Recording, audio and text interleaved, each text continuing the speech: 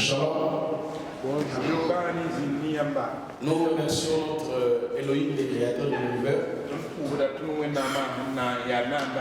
par son amour infini. Nous sommes en train d'évoluer dans notre formation biblique. On se laisse guider par l'esprit.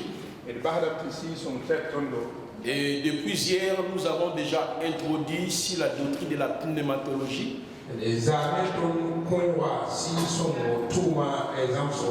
La doctrine du Saint-Esprit. C'est parce que la grande thématique, c'est le changement du sacerdoce lévitique et l'appel au ministère selon Ephésiens 4:11.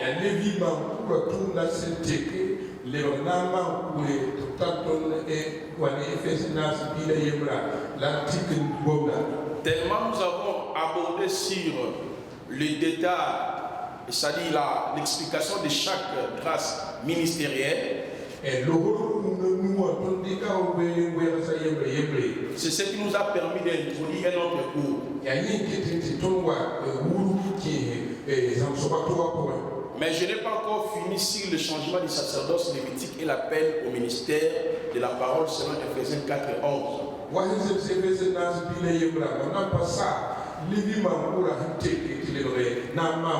Parce que je n'ai pas encore abordé sur le lien du sacerdoce lévitique, le tabernacle.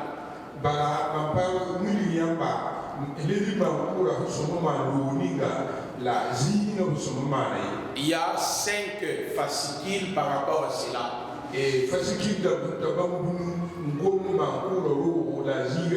Nous allons donner tout simplement des grands résumés, des grandes lignes pour que vous puissiez avoir déjà l'idée par rapport à cela.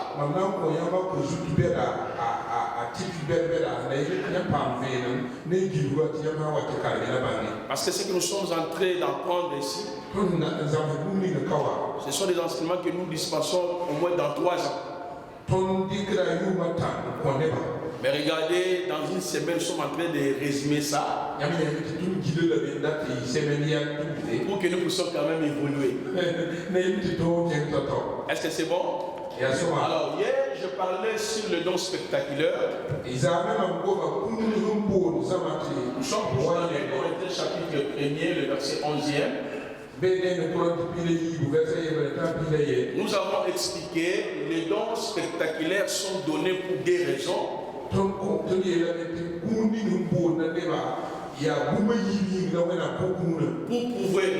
prouver la résurrection de Jésus-Christ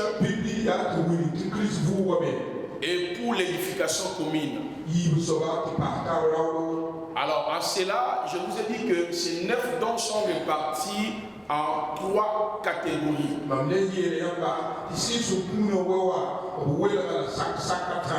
Hier, nous avons déjà étudié la première catégorie, le don de révélation.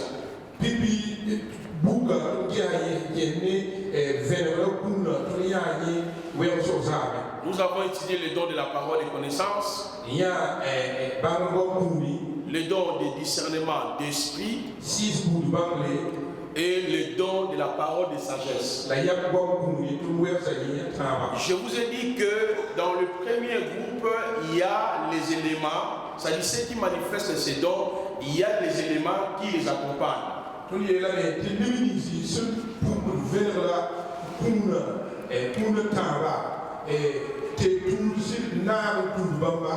Je parlais de la vision, le ministère des anges, être transporté en esprit, ou être en extase, ou être ravi en esprit. Et puis, écoute, la vision n'est pas un don, mais c'est un moyen par lequel le Seigneur passe pour nous communiquer le message.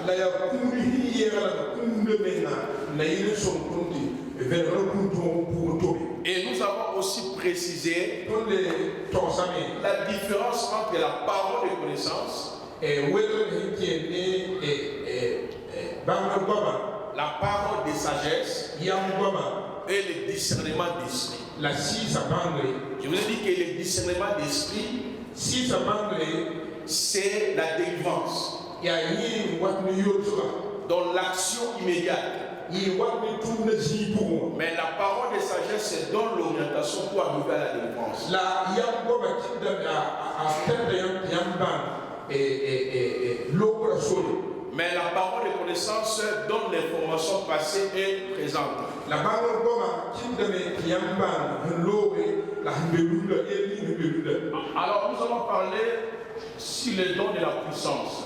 Runda bezuenai tazo buga kuni ya panga kuni. En ce qui concerne les dons de la puissance, les dons de puissance, nous avons le don de foi.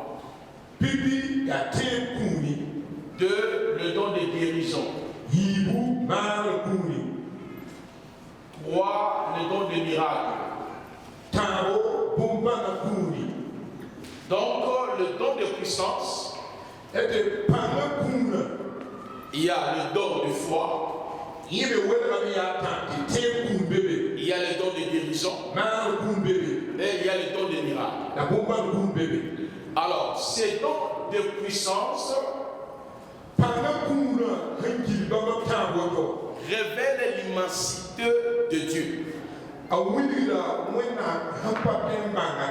Crée l'étonnement. C'est ce qu'on appelle les signes et les prodiges. Ceux qui manifestent ces dons ici, on les considère comme de petits dieux. Alors, tout chrétien né de nouveau, qui a été sauvé par la grâce au moyen de la foi, est appelé par le Seigneur à manifester l'un de ses dons. Parce qu'il y a ce qu'on appelle les signes qui accompagnent. Dans Marc chapitre 16, 15 et 16. Je souhaiterais que les pasteurs puissent lire ce passage. Suivez-moi très bien ce matin. Puis il a dit, allez par tout le monde et prêchez la bonne nouvelle à toute la création. Celui qui croira et qui sera baptisé sera sauvé, mais celui qui ne croira pas sera condamné. Continuez. Et verset 17, voici les miracles qui accompagneront ceux qui auront cru. À mon nom, ils chasseront les démons, ils parleront de nouvelles langues, ils saisiront des serpents. S'ils boivent quelques breuvages mortels, ils ne leur feront point de mal. Ils imposeront les mains aux malades et les malades seront guéris. Très bien. Amen. Là, c'est le signe qui accompagne tout celui qui est appelé comme disciple. Je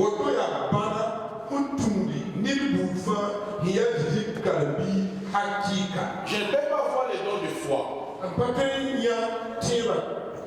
le don de guérison, le don de miracle. Mais en prêchant la parole, le Seigneur accompagne mon message par des signes, des prodiges et des miracles.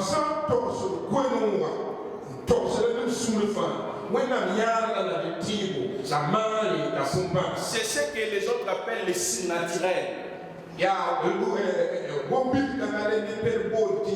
Et surnaturel.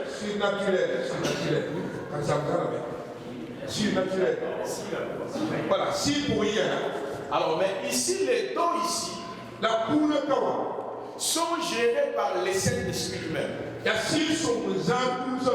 C'est Dieu qui les distribue. C'est par là l'apôtre Paul dira diversité des dons, diversité de ministères, diversité d'opérations. C'est le Saint-Esprit qui opère tout.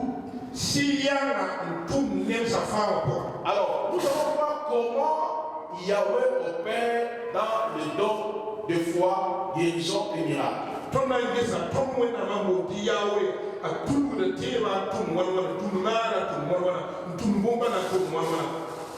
Je commence par le don de la foi. Les dons de la foi. Alors regardez, le don de la foi s'exerce de deux manières. S'exerce de deux manières. Premièrement, d'une manière passive.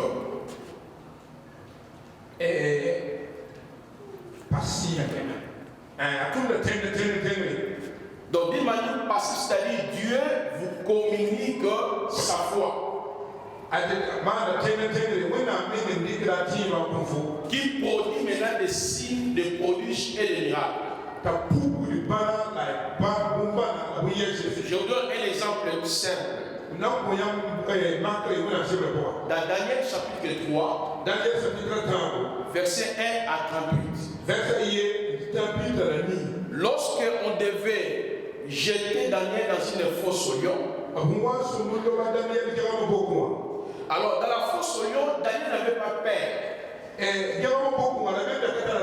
Cette fois-là, ce Dieu qui l'a communiqué. Voilà pourquoi j'ai dit premièrement, le don de la foi s'exerce d'une manière passive. C'est-à-dire, ce n'est pas ta foi. Le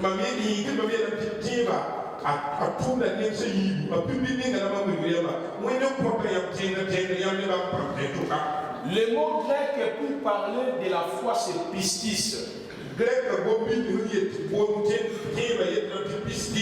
Pistis veut dire croyance. Veut dire fidélité. Confiance. Sécurité. Ok? Croyance. Fidélité. Confiance. Sécurité. Espérance. Et wow. Est-ce que vous comprenez? Ça c'est le terme pistis. Par exemple, la parole nous parle de la foi au salut.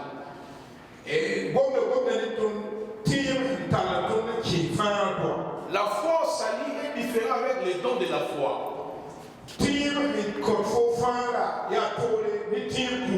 La foi au salut nous amène à recevoir la nouvelle naissance. Écoutez-moi très bien. Dans Ephésiens chapitre 2, 8 à 10, la parole nous dit ceci.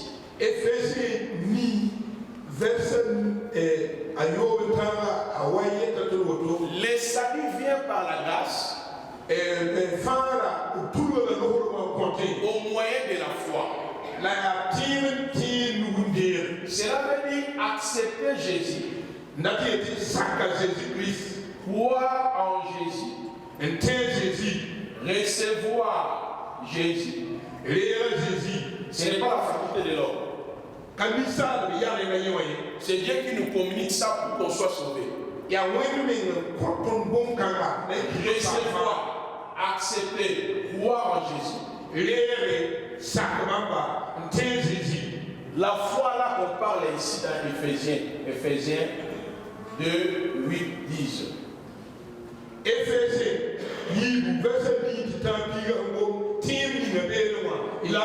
Ça c'est la foi pour être sauvé. C'est par là dans Jean 1, 12, 14, on dit quoi? À tous ceux qui l'ont reçu, à ceux qui croient en son nom, il leur a donné le pouvoir de devenir enfants de Dieu.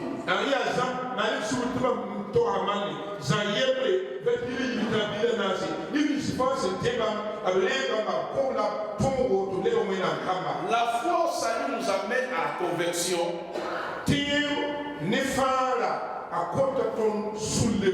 À la repentance.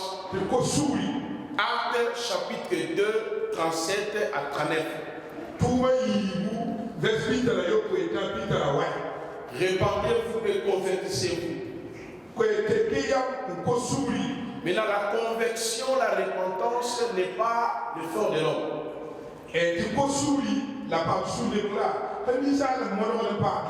Ça, c'est les décrets de Dieu. C'est Dieu qui nous communique le vouloir et le faire.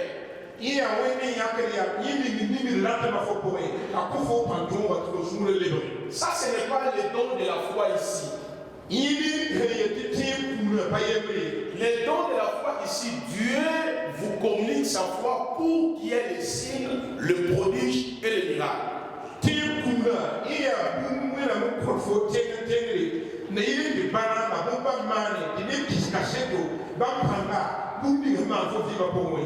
Le don de la foi est différent de la foi que tout être humain possède.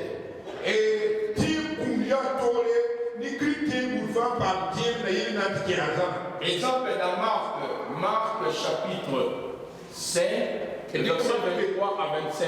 Marc chapitre Marc 5, 23 à 25. Marc chapitre Quelle dit la parole? Il y avait une femme qui souffrait pendant 12 ans. Mais elle avait la foi. Elle se disait elle-même, si je touche ses vêtements, je serai guéri. Ça, ce n'est pas le don de la foi. Ça, c'est la foi naturelle. J'ai la foi si le prophète prie pour moi. Le bon Dieu me guérira. Ça, ce n'est pas la foi qui vient de la parole. Par là. Mais ça, c'est la foi naturelle. Parce que tout être humain a toujours la foi.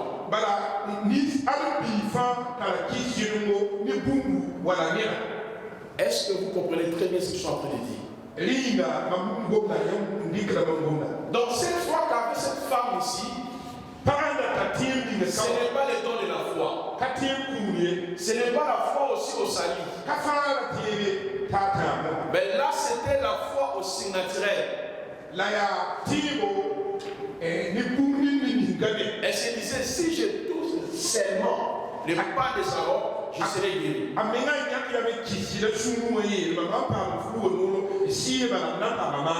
il y a la foi aussi qui est produite par la parole.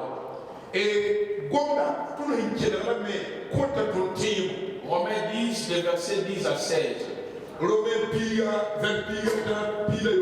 La foi vient de ce qu'on entend. Et ce qu'on attend vient de la parole de Dieu. Je peux lire dans la Bible. J'essaie de lire les malades. Ça peut citer la foi à moi. Seigneur, tu me guériras aussi par rapport aux maladies. Ça, ce n'est pas la foi au salut. Qui est la communication. Il s'agit de Dieu qui communique sa foi pour nous ramener à lui-même.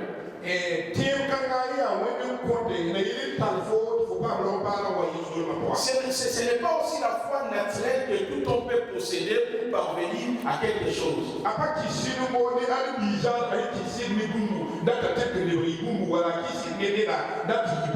C'est la foi qu'avait cette femme. Tout homme a cette foi-là. Quand je vais quitter Burkina Ouaga pour aller à Abidjan pour travailler, peut-être qu'après 5 ans, j'aurai beaucoup d'argent. C'est ta foi.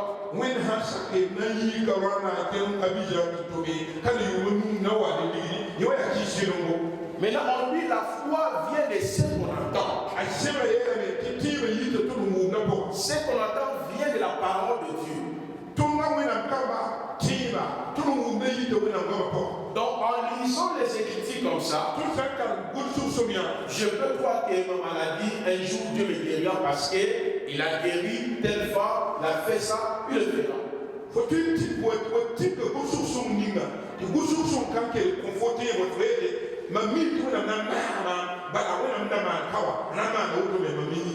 Donc cette foi provient par la lecture de la parole.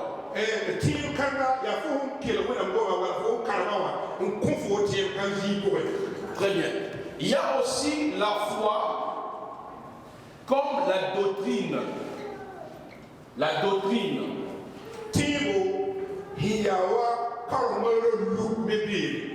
Gide Jude 3, si on peut lire ça, Jude 3.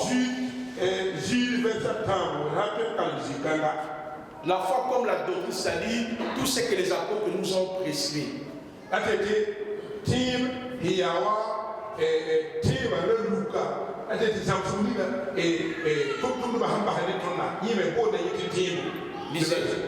Le 3. Bien-aimés, comme je désirais vivement vous écrire au sujet de notre salut commun, je me suis senti obligé de le faire afin de vous exhorter à combattre pour la foi qui a été transmise au sein une fois pour toutes. La foi qui a été transmise au sein une fois pour toutes.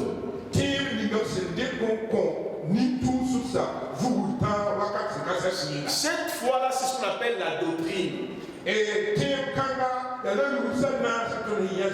L'enseignement des apôtres. C'est ce que nous confessons. Mais ici, nous sommes au niveau des dons de la foi. Ça, ce n'est ni la foi naturelle, ni la foi à être sauvé, ni la foi par rapport à la parole. Mais ici, c'est Dieu qui agit à ta place.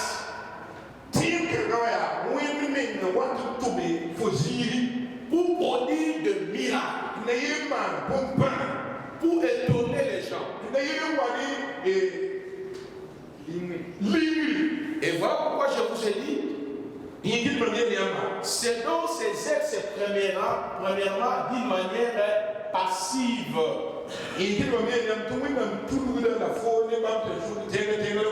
C'est-à-dire, devant une situation, la personne qui ne marche pas,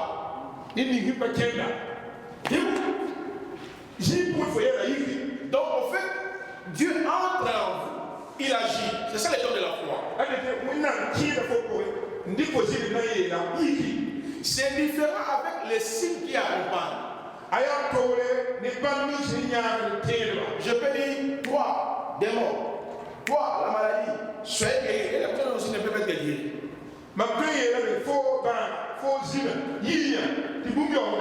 Mais c'est lui qui a les dons de la foi, c'est Dieu qui agit à sa place.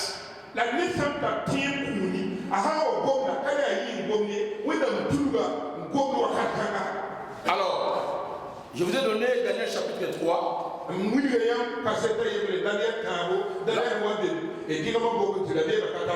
Là, on voit l'exercice des dons de la foi. Alors, le don de la foi,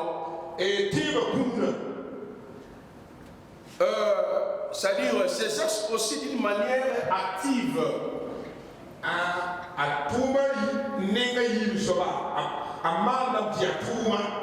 Là maintenant, vous sentez que c'est maintenant la personne doit être guérie.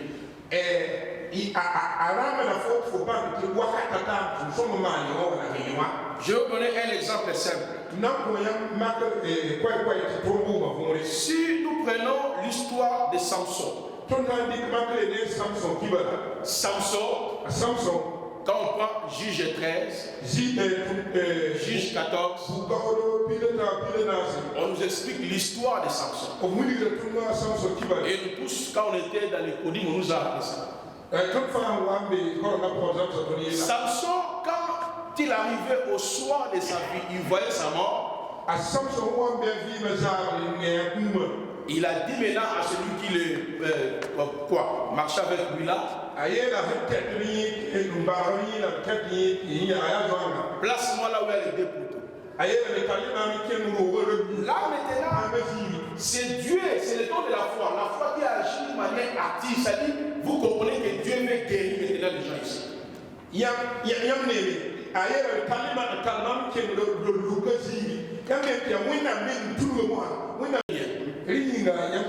C'est-à-dire, c'est lui qui a ces dons-là. Dieu peut passer dans son corps. Il prêche. Il sent des brûlés dans le corps. C'est ça, les dons, c'est une manière active dont Dieu veut agir maintenant. Tout celui qui est malade, les gens sont guéris. Est-ce que vous comprenez? Donc le don de la foi s'exerce d'une manière passive, c'est-à-dire là tu ne sais pas Dieu qui agit. D'une manière active, là vous sentez maintenant que c'est comme si ce n'est plus toi, vous sentez votre foi est en action et Dieu commence maintenant à opérer les choses. C'est vrai.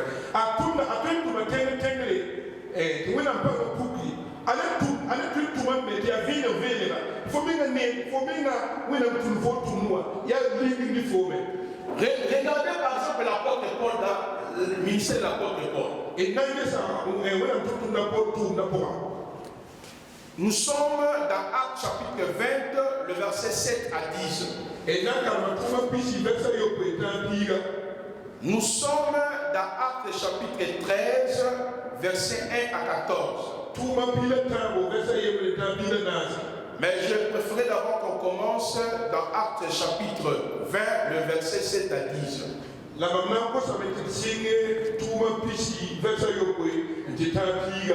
Avant de lire Actes chapitre 13.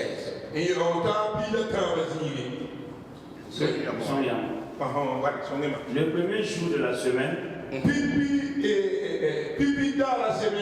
étions réunis pour rompre le pain. Paul, qui devait partir le lendemain, s'entretenait avec les disciples et prolongea son discours jusqu'à minuit. Il y avait beaucoup de langues dans la chambre haute où nous étions assemblés. Or, un jeune homme nommé Eutychus, qui était assis sur la fenêtre, s'endormit profondément pendant le long discours de Paul. Entraîné par le sommeil, il tomba du troisième étage en bas et il fut réveillé mort. Mais Paul étant descendu, se pencha sur lui et le prit dans ses bras en disant: ne vous troublez pas car son âme est en lui. C'est le don de la foi. Est-ce que vous comprenez? Ça c'est le don de la foi. Tellement Paul parlait beaucoup, il prêchait trop. Le frère écoutait sacerdoce, mais il dormait. Il est mort. Il continue d'enseigner la parole. Il continue d'enseigner la parole. Et quand il arrivera, on avait encore là. Quand ces dons de puissance se manifestent, il y a le signe, le prodige. Waouh! Regardez maintenant dans Actes chapitre 13. Là, le don de la foi s'exerce d'une manière active.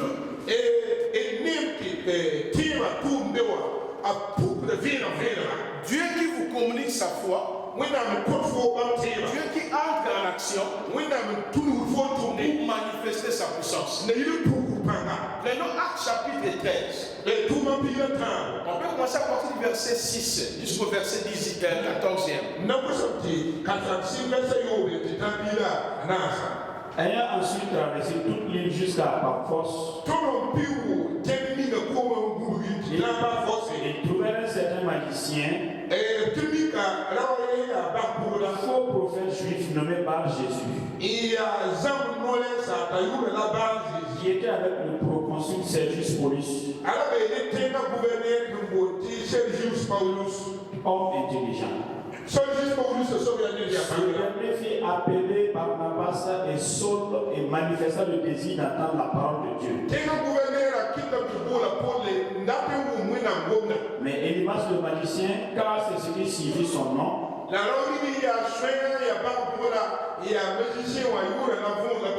leur faisait opposition cherchant à détourner de la foi du proconsul.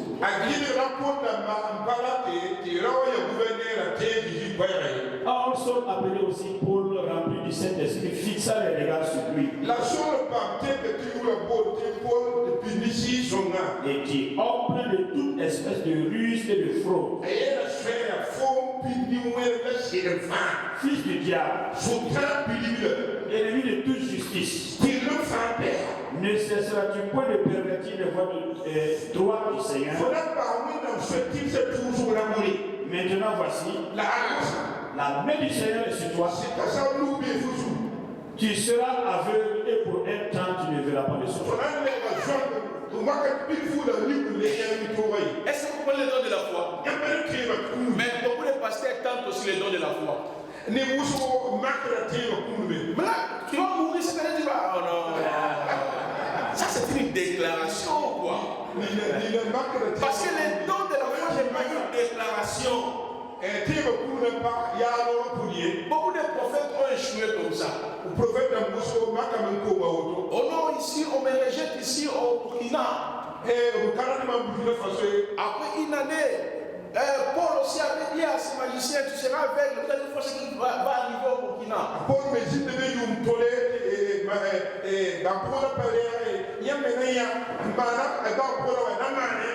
On attend 2 ans, 3 ans, 4 ans, 5 ans, rien n'arrive.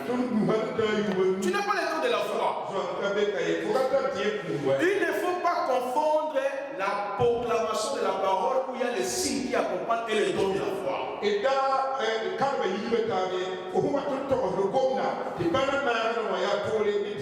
Vous comprenez comment c'est leur père? Homme de Dieu, aspirer au don. Ce don est accordé à tout le monde, que tu sois pasteur, que tu sois irresseur. Il n'y aura pas de mankiona. Mankiona, c'est une expression chez nous pour dire les miracles montés, les prophéties montées.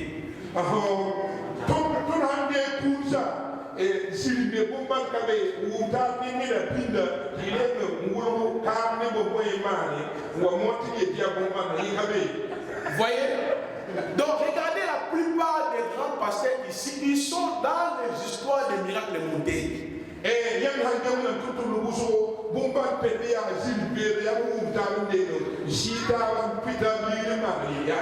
Moi je connais un de mes étudiants. Actuellement il a plus de 3 églises, des grandes églises. Je l'ai rencontré en 2010. J'étais fanatique d'un pasteur de chez nous, je ne vais pas citer son nom.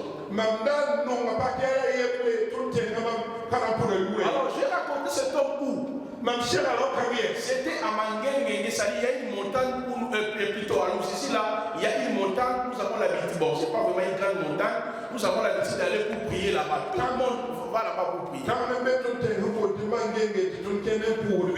Quand tellement je priais à la nuit, à ce moment-là, on était montagne à faire les chercher bien s'il est où, seulement pour guérir les malades, pour prophétiser.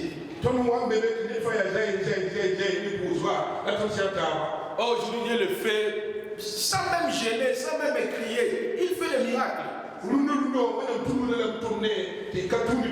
Alors, pendant que je priais en langue, là, la porte là m'a approché.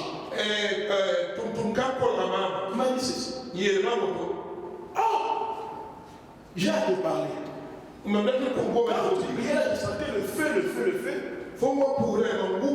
Et Dieu m'a dit d'aller confesser. Il me dit, je suis le mobilisateur de tel pasteur pour le faux miracle.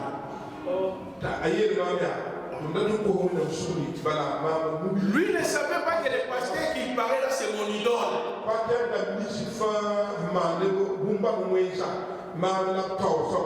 Imaginez, on est plus. Donc, nous sommes dans des gens qui sont devenus des idoles, nos idoles, les pasteurs.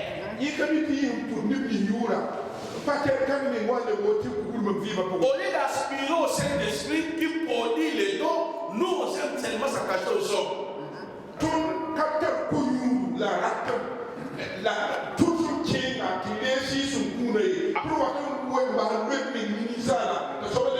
Quand il me disait ça, j'ai dit ça c'est un démon qui peut parler ça. Si moi je suis ici à la montagne, c'est parce que je vis comment les miracles au stade, comment ils faisaient ça, marche, le marche. Il a une possibilité de me balader, balader, mais stade, man, bomba, jili bomba. Ma mère a dit, il tout le monde me vient pour il y a une corps sur la main. Je partais bien avec la photo du pasteur là que je l'ai montré.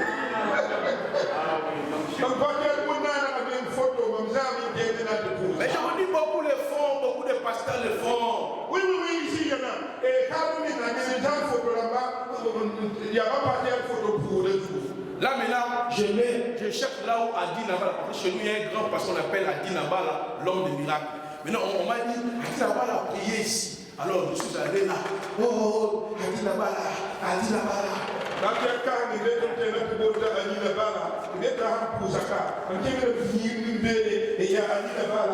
C'est la sorcellerie. Si Dieu a opéré à un homme, cet homme-là est entré dans les repos, mais le même esprit continue d'agir.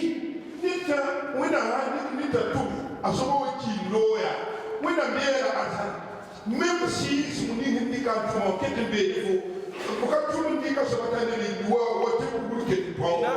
il a commencé à confesser. Il dit, quand les pasteurs organisent des conférences et des croisades, lui il est chargé pour mobiliser les faux miracles.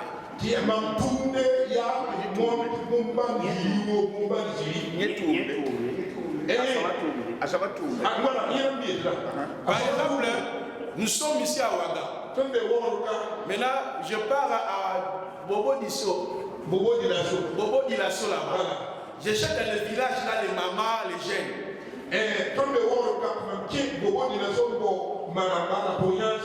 L'activité est ici.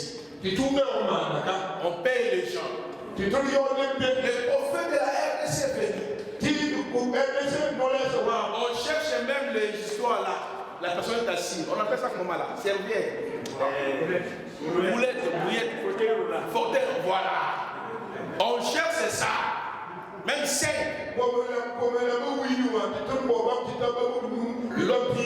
L'autre est là-bas. L'autre est à côté. On cherche encore l'autre personne. On vous met des bandes là comme si votre pied est gros là. On cherche aussi d'autres personnes qui vont faire des spectacles. On dit sort et bouge. Quand on part et bouge. Quand on part. Et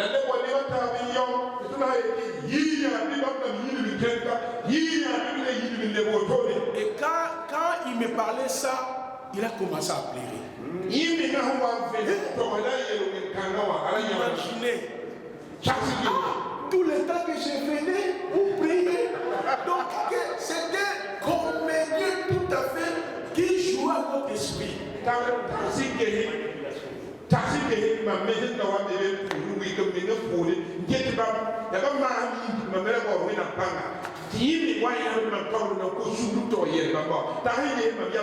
Alors lui il disait, si vous ne croyez pas que Jésus est ressuscité, le prêtre est dans le miracle. Voilà, nous sommes comme ça. Les malades seront guéris. Les paralytiques. Ça commence. Comédien tout à fait. Ils sont nombreux aujourd'hui. Ah oui. Hein? Ils sont nombreux aujourd'hui. Mais regardez le don de la foi est simple. Dieu nous dit aspirez au don que vous ne voulez pas.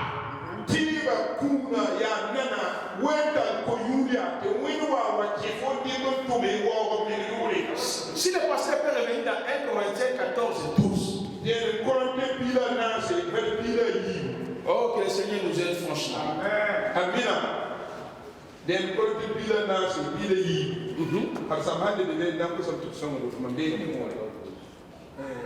De même, vous, puisque vous aspirez au don spirituel, que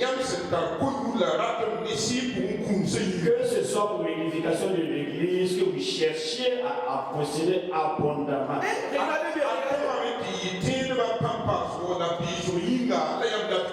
Cela veut dire quoi? Je vais aspirer au don de guérison. Mais cela n'empêche pas encore j'aspire au don de miracle. Donc je vais les posséder abondamment. Mais pourquoi on laisse tout ça pour entrer dans les faux miracles? Les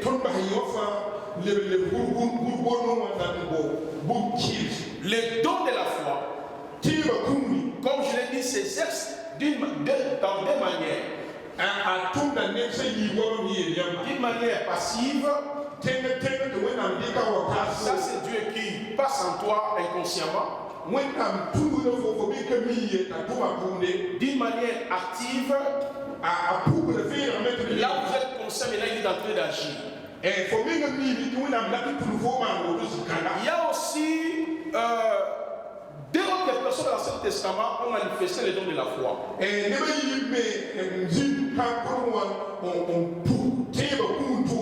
On prend par exemple Josué chapitre 10. Vous allez voir que Josué a manifesté les dons de la foi. Josué chapitre 10, le verset 1 à 14. Josué ordonne au soleil à la lune de rester immobile. C'est ça le don de la foi. Donc Dieu entre en vous. Je ne parle pas de ta foi.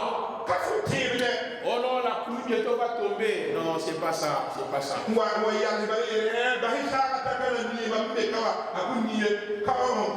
entre en toi. Le soleil restera pendant une année comme ça. Ici, c'est le don de la foi. Est-ce que vous comprenez? Donc Josué a ordonné par le don de la foi au soleil et à la lune de rester immobile. Et la chose a été faite. Et la deuxième personne dans l'Ancien Testament qui a manifesté aussi le don de la foi d'une manière active, c'est Élia. Le prophète Élia. Le Hanabi Élia. Est-ce que vous comprenez? Non, ça c'est un don magnifique. 1 Roi chapitre 17. Le verset 1. Il a dit, toi, la pluie arrête. Donc Élie maîtrise le climat par sa parole. Maintenant je vous raconte une histoire.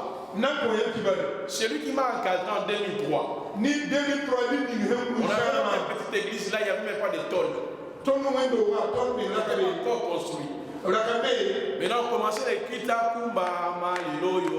ça dit Dieu soit loué, Dieu soit loué, il y avait un peu de menace de la pluie. Il dit, et Jacques 5 nous dit, Élie était un homme de la même nature que moi. Il nous dit, personne ne quitte ici. Si je ne suis pas un apôtre, la pluie ne va pas tomber ici. Et là ça a commencé. On a pris les enfants. On les a mis déjà à la maison. La pluie est tombée.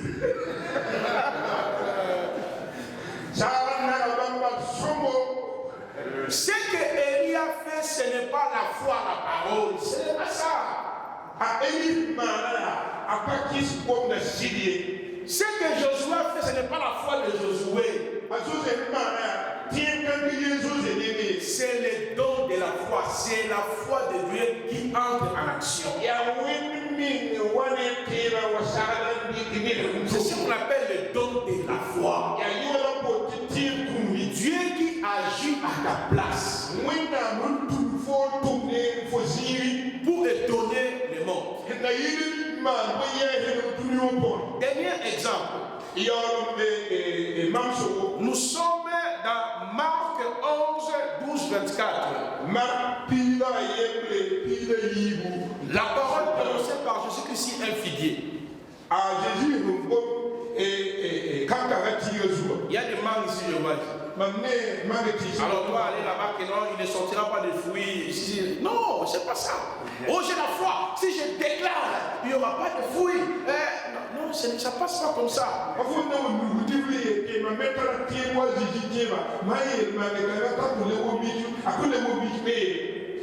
Est-ce que vous comprenez? Donc en réalité, le don de la foi, quand Christ a dit que le fruit ne sortira pas dans ses figuiers, ce n'est pas ce que le pasteur enseigne. Si tu as la foi, tu peux parler. Non, ça c'est le don de la foi.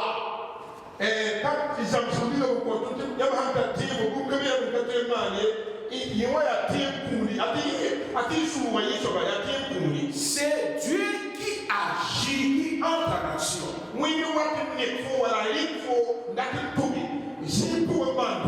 Il peut passer par ton corps. Vous sentez des douleurs. Il veut guérir les malades.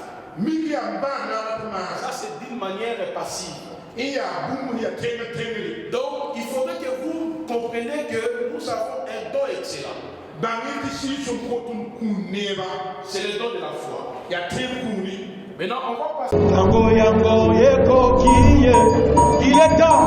Tango yango yo.